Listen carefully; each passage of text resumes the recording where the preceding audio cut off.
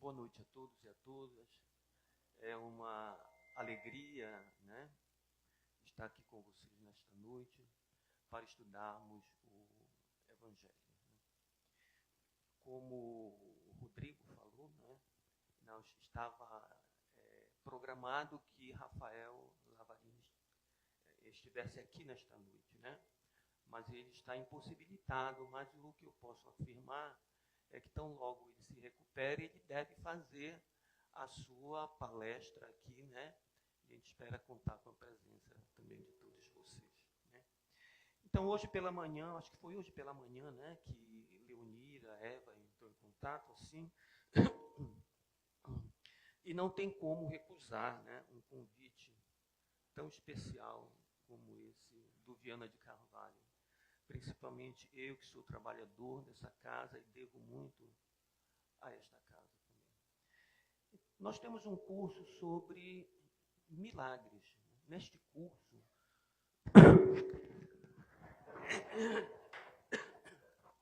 estou com um pigarro aqui. Foi, né? André. A gente tem que sempre transferir a culpa para alguém, né? Lógico, né? Bem, então, gente, nós temos esse curso de milagre que acontece todas as quintas-feiras, né? E ontem foi o dia dessa reunião online, né? Então, eu estou trazendo hoje aqui para vocês esse estudo que nós fizemos, né? Vamos esperar que a espiritualidade amiga, né, nos assista nesse estudo de hoje, né? Que é a cura da filha da mulher cananeia. Cananeia na narrativa de Mateus. Na narrativa de Marcos é sírio-fenícia. Mulher sírio-fenícia. Então vamos lá. Como sempre, a gente começa o estudo do Evangelho com antecedentes, ou seja, aquilo que aconteceu imediatamente antes da mensagem propriamente a ser estudada, que no caso é a cura da filha da mulher cananeia. Bem, então vamos a esses antecedentes, né? Então chegaram a Jesus uns fariseus e escribas vindo de Jerusalém e lhe perguntaram: por que transgride os teus discípulos a tradição dos anciãos? Pois não lavam a mão quando comem. Ele, porém, respondendo, disse-lhe: e vós, por que transgredis o mandamento de Deus por causa da vossa tradição? Vejam só, Jesus está na Galileia, é capítulo 15 de Mateus. Mesmo assim, os fariseus de Jerusalém estão lá para ver o que é que Jesus está falando. E eles fazem essa advertência a Jesus, né?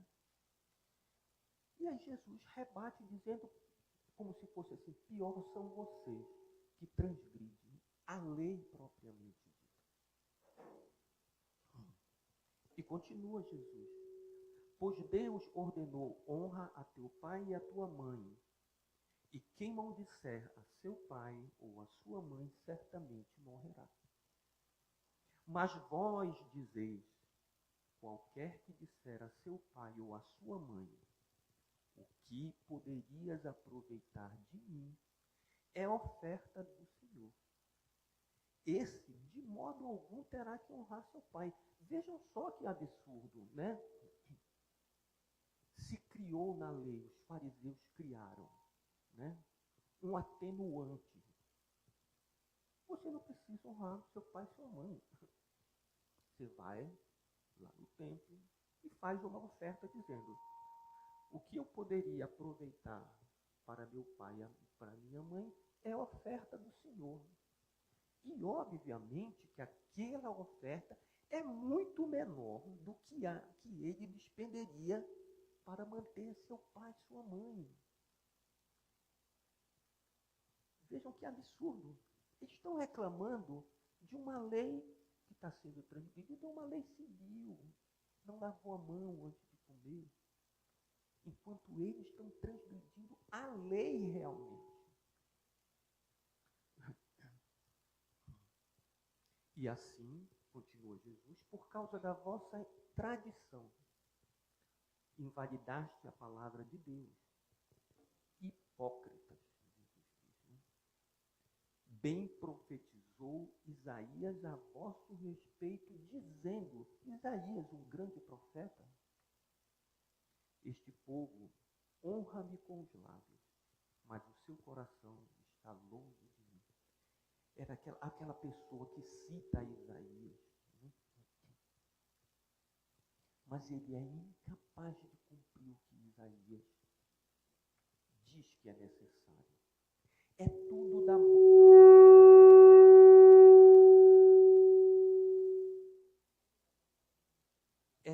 da boca para fora. Né? E aí Jesus continua em vão dizendo palavras de Isaías. Em vão me adoram, ensinando doutrinas que são preceito dos homens. Isso que eles acabam de dizer, de ir ao templo e fazer é um preceito de homens, dos homens, não é de Deus. E é isso que na época de Isaías já reclamavam dos fariseus. O tempo entre Isaías e Jesus, eu não estou exato, mas deve ser pelo menos 500 anos. Né? Isaías já dizia isso.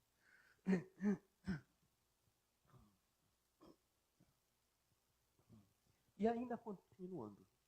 Então seus discípulos disseram, sabes tu, Jesus, né, que os fariseus, ouvindo a tua palavra, se ofenderam?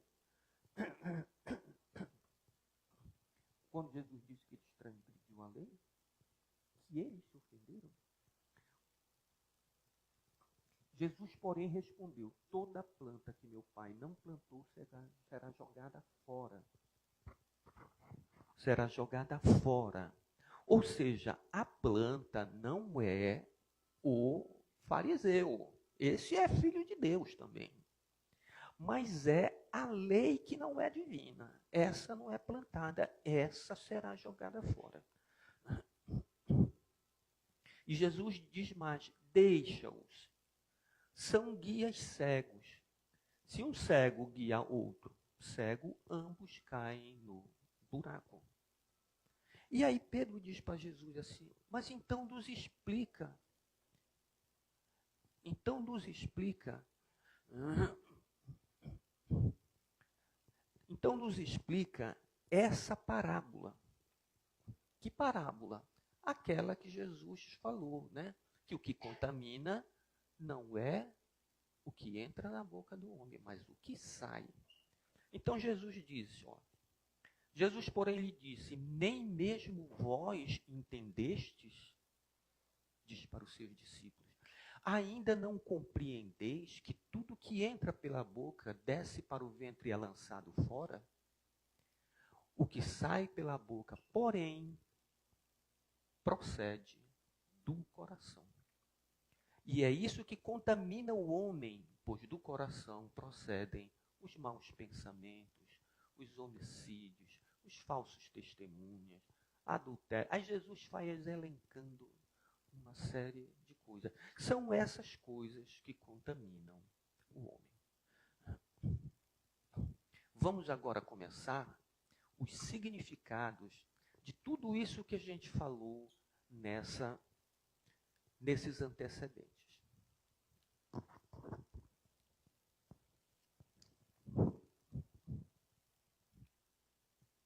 Os fariseus eram fiéis observadores da lei. Cumpriam 613 mandamentos. A gente não consegue cumprir nem os 10.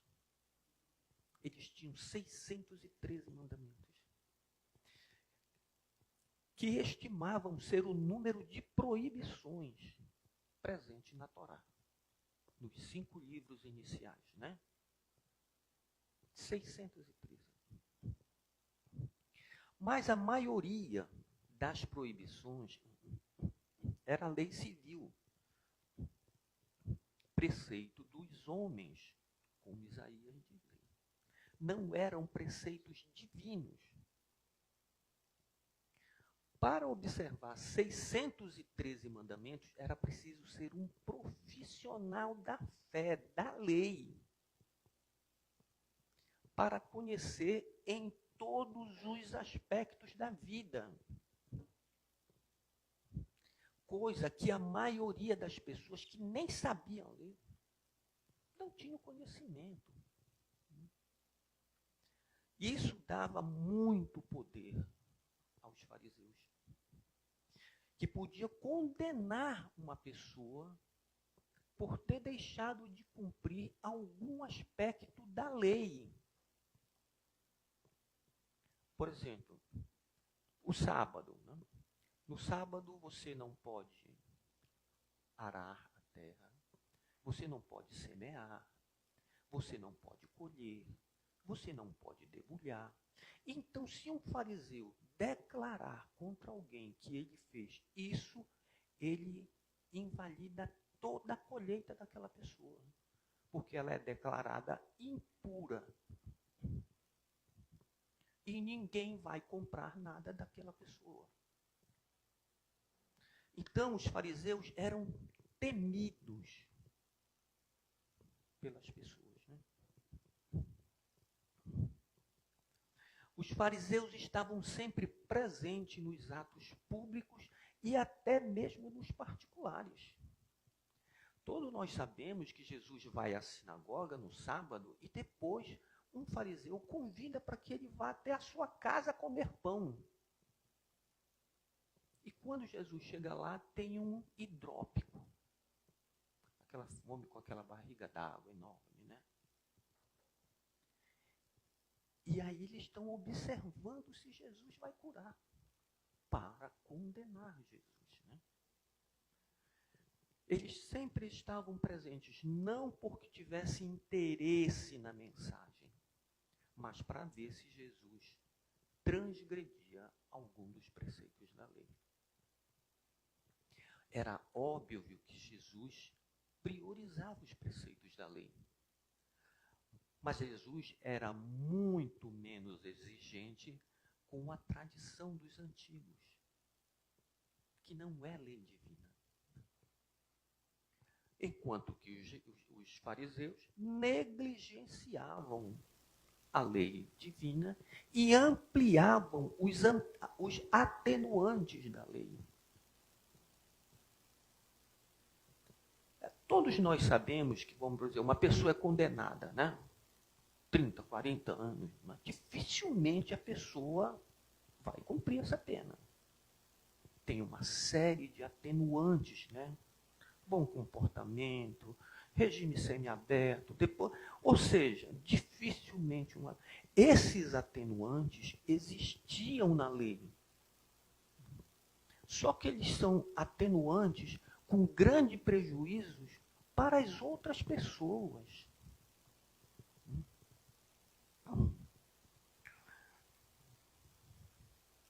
Então, na mensagem que nós vimos, Jesus condena os fariseus lhe apresentando a contradição que viviam. Negligenciavam a lei divina de honrar pai e mãe, eliminando suas responsabilidades diante dos pais, mas eram muito rigorosos com atos comuns como lavar a mão. Tem um certo sábado que Jesus está indo para a sinagoga. E ele atravessa um campo de trigo com seus discípulos. E os seus discípulos pegam algumas espigas de trigo e começam a debulhar o trigo, aqueles grãozinhos, e comer. Os fariseus que vêm atrás e que também estão indo para a sinagoga, porque os teus discípulos transgridem o sábado. Por que eles estão dizendo isso? É porque eles estão colhendo, que não pode colher, e porque estão debulhando alguns grãozinhos de trigo. Para a gente ter uma ideia do rigorismo. Tem muita coisa no Salmo. Se você quiser saber as 613, você vai lá no Google e coloca 613, né? Proibição da lei dos fariseus. Por exemplo, você não pode acender fogo no sábado. Você sabia disso? Ah, se você não sabe, você pode ser condenado. No Sermão da Montanha, na narrativa de Mateus, no capítulo 5, do versículo 17 ao 48, que são referidas em algumas Bíblias como cumprimento da lei, Jesus nos diz: não penseis que eu vim para destruir a lei, mas para cumpri-la. O que é isso mesmo que Jesus quer dizer, né? No decorrer desses versículos, olha, é longo, de 17 a 48, Jesus pontua a sua determinação em dar cumprimento à lei com a seguinte frase: ouviste o que foi dito, eu, porém, te digo. Por exemplo, está lá, ouviste o que foi dito, não matarás. Eu, porém, te digo, todo aquele que se irar contra seu irmão está sujeito a julgamento.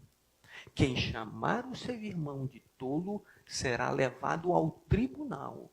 E quem chamar seu irmão de raca estará sujeito ao fogo do inferno. O fogo do inferno é de Mateus, mas ele estará sujeito a resgatar essa falta. Então veja só, o que é que Jesus está fazendo? Está ampliando os rigores da lei. E quer diminuir os atenuantes da lei através da tradição dos antigos. E os fariseus querem o contrário.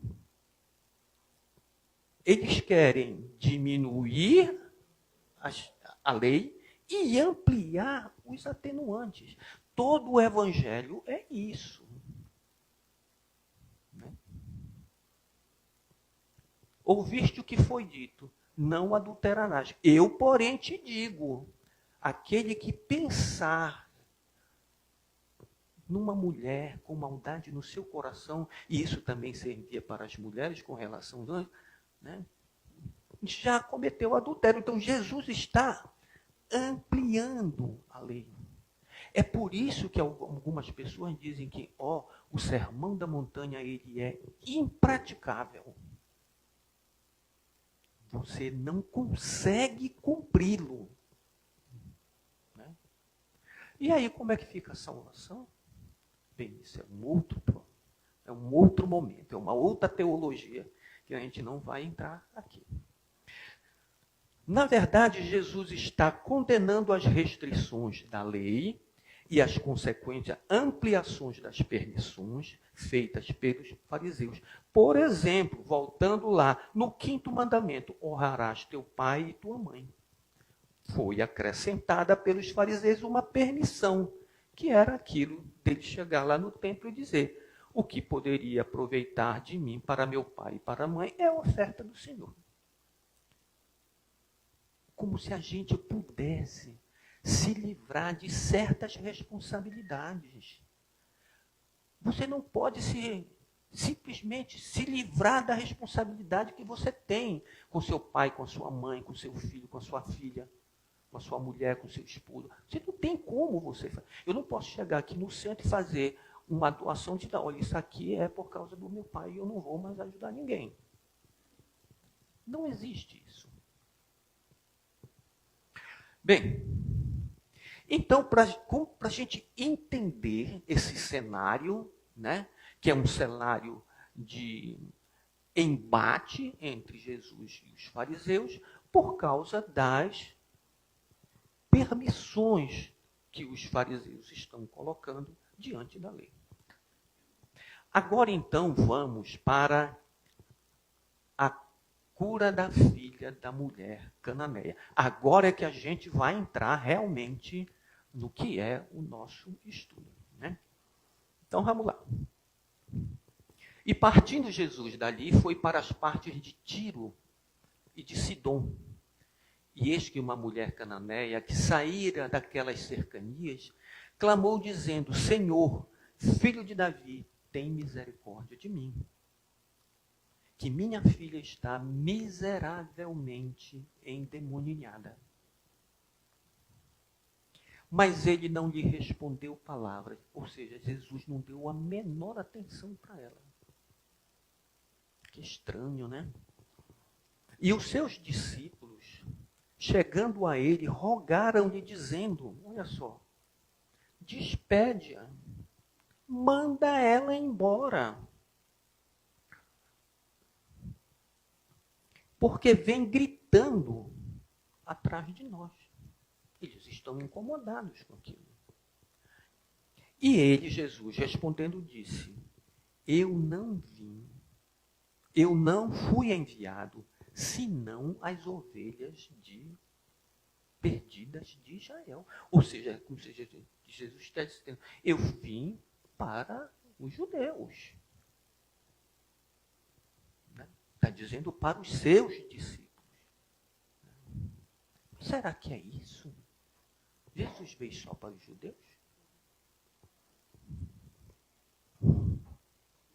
E então chegou ela, a mulher, adorou Jesus, dizendo, Senhor, socorre-me. Ele, porém, respondendo, disse, não é bom tomar o pão dos filhos e dar aos cachorrinhos. Veja só, cachorrinho é um atenuante, talvez, de Mateus, né? Não é bom tomar o pão dos filhos e dar aos cães, que é como os judeus se referem aos gentios. Mas Jesus falou isso. E ela disse, sim, Senhor, mas também os cachorrinhos, os cães, comem das migalhas que caem da mesa dos seus senhores. E então respondeu Jesus e disse-lhe, ó mulher, grande é a tua fé. Seja isso feito para contigo, como tu desejas. E desde aquela hora, a sua filha ficou sã. Essa é a narrativa de Mateus. Vamos para a narrativa agora de Marcos. Né? Marcos sempre traz detalhes, né? Para Marcos, a mulher é sírio-fenícia e não cananeia. Eu confesso que eu não fui buscar as diferenças, mas vocês podem fazer isso. Depois vocês me contam. E levantando-se dali, foi para os lados de Tiro e Sidom. E entrando numa casa, não queria que alguém o soubesse, mas não pôde se ocultar. Que estranho. Vai lá para Tiro e Sidom e não quer que ninguém saiba que ele está lá. Como é que pode isso? Porque uma mulher cuja filha tinha um espírito imundo, ouvindo falar dele, de Jesus, foi e lançou-se aos seus pés. E esta mulher era grega de origem sírio-fenícia.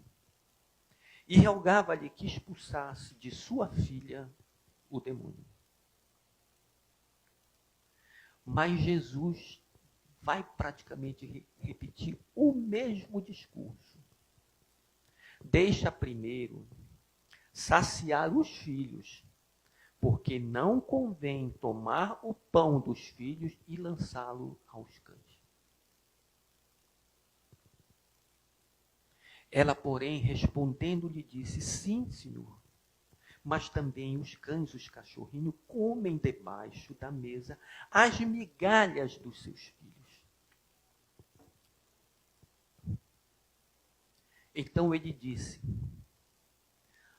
por essas palavras, vai, o demônio já saiu de tua filha. E indo ela para casa, achou a filha deitada sobre a cama, e o demônio já havia deixado. Demônio é como os evangelistas chamam, mas nós sabemos que não é demônio, é um espírito obsessor. Né? Bem, Agora vamos começar a tentar entender esse diálogo, né? Com a intervenção dos discípulos, com Jesus com a mulher, da mulher com Jesus. Vamos tentar entender isso, né? Como eu digo, a gente estuda o milagre, não é para entender o milagre. O nosso curso de milagres que a gente faz, não tem esse objetivo. A gente quer extrair do milagre o ensino que Jesus traz. Ninguém está interessado em compreender como o milagre foi feito, mesmo porque a gente não vai conseguir repetir ele, né? Onde ficava a região onde vivia a mulher cananeia? Está vendo aquela setinha que está indo de Cafarnaum para Tiro? Né? Se bem que tem Sidom, está mais ao norte. Ó. Essa distância, se for em linha reta, retinha, o que não é possível, né? Tem que contornar morros, tem que, né? 55 quilômetros. Se for para Tiro. Se for para Tiro e de volta, isso vai dar uns 140 quilômetros. E a pessoa vai, Jesus vai a pé com seus discípulos. Faz sentido ir e não querer que ninguém saiba que ele está lá? Não faz, né? Não faz sentido isso. Lembremos de que esta não foi a primeira viagem que Jesus empreendeu, em que Jesus empreendeu uma longa viagem com seus discípulos, aparentemente sem motivo, em que curou um gentil. Não é a primeira vez, um estrangeiro. Em Decápolis, Jesus atravessou o mar, né, da Galileia, né? Olha ali, ó. Atravessou o mar da Galileia e foi até Gadara para libertar um homem de um espírito obsessor. A travessia é tão complicada, né, que Jesus tem que acalmar a tempestade, tudo isso. Né? Então Jesus faz esses investimentos para ir com os gentios. Como é que então Jesus disse tudo isso? Um conselho do mestre aos seus discípulos, de Jesus. Quando a gente, acho que é capítulo 10 de Mateus, estão lá todas as instruções que Jesus dá aos seus discípulos quando estes vão sair em missão. Então Jesus lhes disse, não ireis pelos caminhos dos gentios, não proibindo ele de ir ao estrangeiro. Nem entreis nas cidades dos samaritanos. Essa é a primeira advertência de Jesus aos seus discípulos. Como é que Jesus, então, está agora? Bem, apenas os discípulos estão sujeitos a essas restrições. É lógico que ela não se aplica com Jesus. Jesus é o governador do planeta, ele vai aonde ele quer.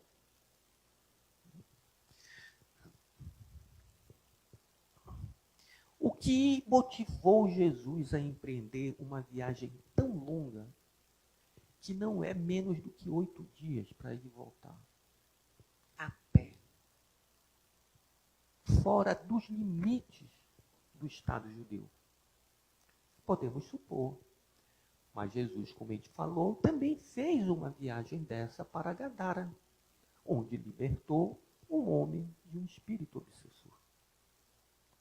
Podemos então entender que quando se está apto a receber a graça, a espiritualidade não mede esforços para nos atender. Esteja você aonde você estiver.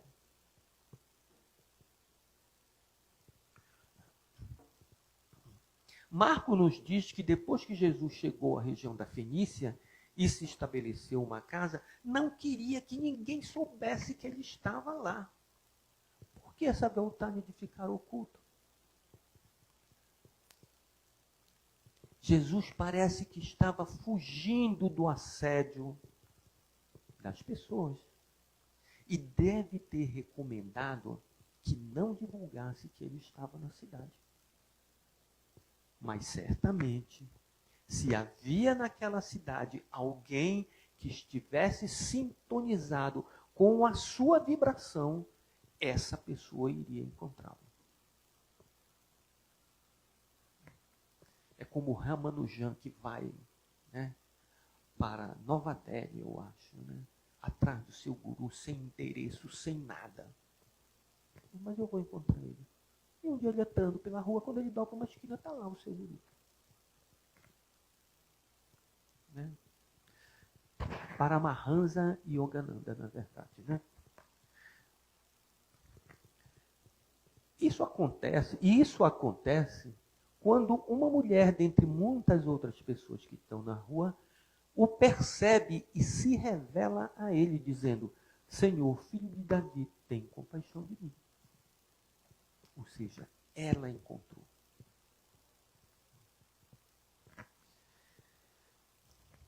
Porém, esse negócio de Jesus, filho de Davi, isso só está na narrativa de Marcos, de Mateus. Marcos não fala nada disso. Por quê? Por que Marcos não fala nada disso, né? Porque Marcos sabe que uma pessoa que vive na Fenícia não sabe nada de Davi. Davi deve ter reinado cerca de 1000 anos antes de Jesus. Você acha que alguém que morava lá na Fenícia sabia alguma coisa de Davi? Não vai, né? Mas Mateus, como escreve o seu evangelho para os judeus, então ele coloca isso lá.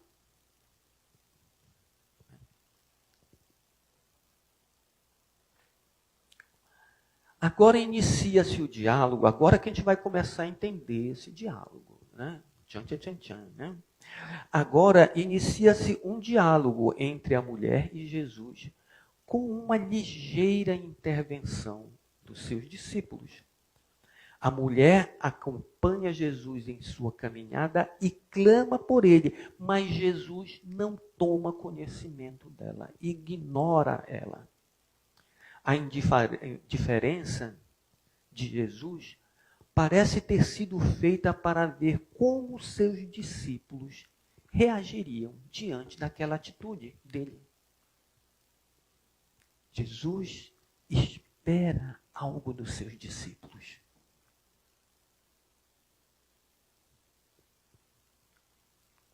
Talvez Jesus esperasse que seus discípulos fossem solidários com ela e intercedessem a seu favor, mas a reação deles é: despede-a, manda embora, porque elas vêm gritando atrás de nós.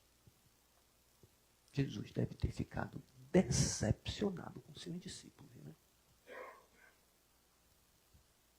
Talvez decepcionado não, porque isso é um sentimento que não está nele, mas ele esperava algo dos seus discípulos.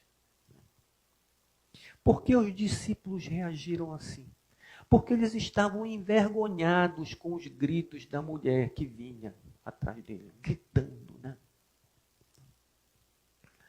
Quando, na verdade, eles deveriam estar tocados pela dor dela. Foi pura falta de misericórdia dos discípulos.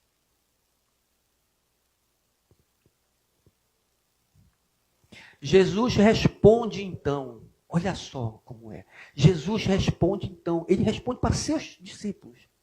Eu não vim senão as ovelhas perdidas de Israel. Por que Jesus diz isso para ele? A frase não foi dada à mulher, mas aos discípulos, após o pedido que eles lhe fizeram. Deixa, despede-a, manda embora. Jesus espera mas Senhor, lá em Gadara, tu não atendeste um gentil obsidiado? Dá alguma atenção a ela. mas eles não dizem absolutamente nada. A frase parece ser ainda uma segunda provocação aos seus discípulos, pois Jesus os ensinara a fazer às pessoas aquilo que eles gostariam que as pessoas lhes fizessem. Mas isto não está acontecendo com eles. Eles parecem não se importar realmente. É por isso que, se a gente quer entender um pouco de evangelho, leia sobre os discípulos. Eles constituem uma grande esperança para nós, porque eles tinham problemas graves, seríssimos, e mesmo assim eles alcançam a redenção. Eles são convocados por Jesus não pelo que eles eram. Eles são convocados por Jesus por aquilo que eles poderiam ser. Só assim a gente pode explicar a convocação de Judas Iscariotes dentro do colégio apostólico. Como entendemos a frase? Não é bom tomar o pão dos filhos e lançá-los aos cachorrinhos. Literalmente, a frase significa não dar o que é santo a quem não é judeu. Ou seja, aos cães. Não dar pérolas aos porcos, como está lá no Evangelho. Não dá o que é sagrado a quem não está apto a receber. Não tente mudar as pessoas. Não tente fazer proselitismo. Né? Se for para ela vir para aqui, ela vai vir.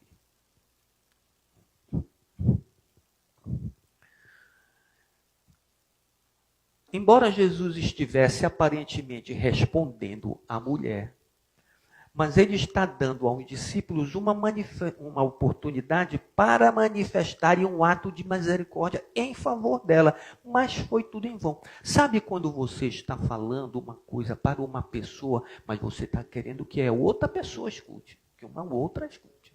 Né? É isso que Jesus está fazendo. Ele está falando, mas espera que os seus discípulos reajam.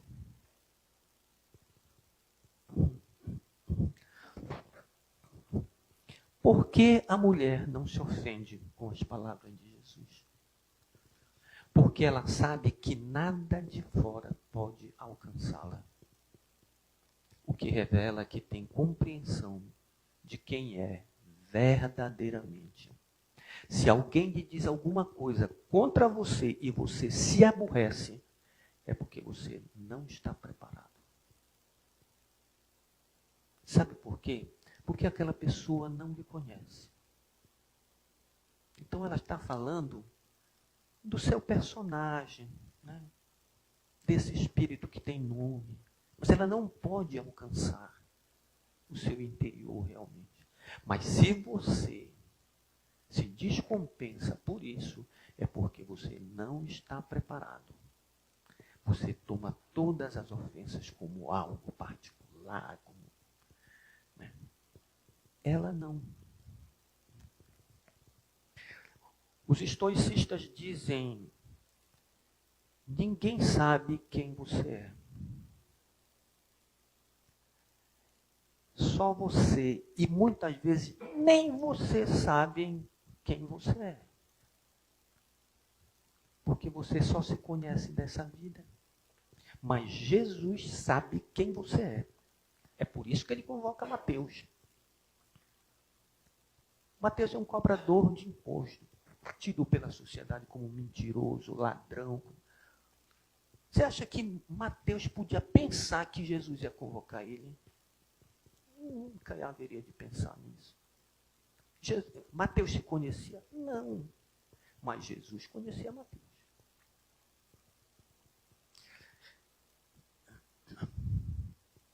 Então vamos continuar aqui.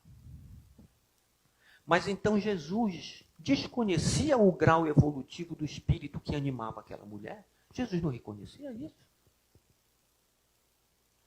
É óbvio que Jesus conhecia, mas, na verdade, ele parece estar avaliando os seus discípulos. Que significado damos à frase, mulher, grande é tua fé? Depois de tudo foi dito, depois do que os seus discípulos disseram. Seja feita conforme acreditas, conforme queres. O que é que significa? A revelação para seus discípulos do merecimento daquela mulher estrangeira, que eles ficavam dizendo, olha, manda embora, né? Despacha. Né? Que lição desse milagre fica para nós, discípulos também? A necessidade de intervirmos sempre em favor dos mais fracos, coisa que os discípulos não fizeram. A necessidade de sermos misericordiosos em todas as circunstâncias. A não fazer divisão entre as pessoas, que foi o que os discípulos... Ela é estrangeira. Que outras lições ficam para todos aqueles que pedem pela graça? E isso é um exercício nosso, né? A necessidade de buscar a união com o divino, pedindo fervorosamente por nós. Ou então, em favor de alguém a quem muito amamos, como aquela mulher fez. Nós estamos numa fase da nossa vida que a gente pode pedir por nós. Mas não peçamos só por nós. Sabe por quê? Porque isso é uma atitude egoística. Aquele que só pede para si. Começa a pedir pelos outros mais do que para você. Porque vai haver um momento em que nós não poderemos pedir. E que a gente espera que alguém peça por nós.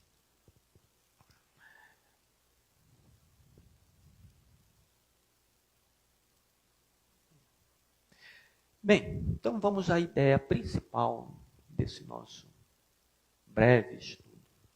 Eu nem marquei, mas acho que foi bem rapidinho, uns 40 minutos. Então vamos lá. Quando temos a consciência do que realmente somos, nenhuma palavra de menosprezo ou de inverdade que nos for dirigida poderá alterar a nossa paz interior. E com isso,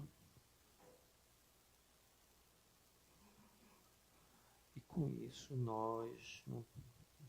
Travou aqui o meu. Nós encerramos o nosso estudo de hoje. Se alguém tiver alguma pergunta que queira fazer, é possível isso?